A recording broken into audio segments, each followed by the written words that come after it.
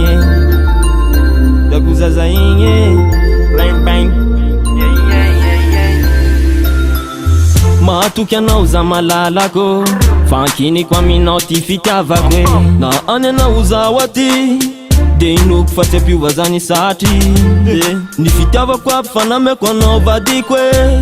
Matokisa fa nalavitra anao za tsy vadike. Tiako izazigny, tiako izazigny, na de maro azany tsara de fa izy rere. Fa tiako izazigny, tiako izazigny, kaveloma mampamangy any aminy any, kaveloma mampamangy any aminy any. Fa tiako izazigny. Enao aza malahelo fa mbola ho avy ny andro ka tongavako anijery anao. De atao atsaina fa avy ty tsy mba mety lano na miako anao. Raha matsiaro anaka malahelo, de nirako alefaso amin'ny zava-maneno. Efa hainao fa le boss no nandozako agnao igny.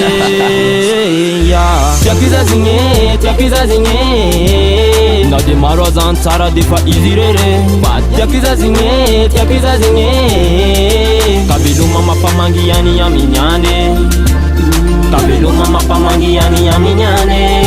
Fa tiako izazigny. Niampy manontolo fanafoko anao rakialy, de apetrako aminao fatikizako za na de lavitrany.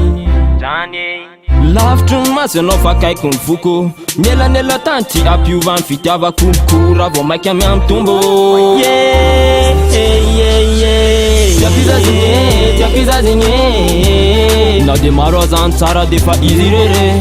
Tiako izazigny, tiako izazigny, kaveloma mampamangy any aminy any, kaveloma mampamangy any aminy any. Fa tiako izazigny.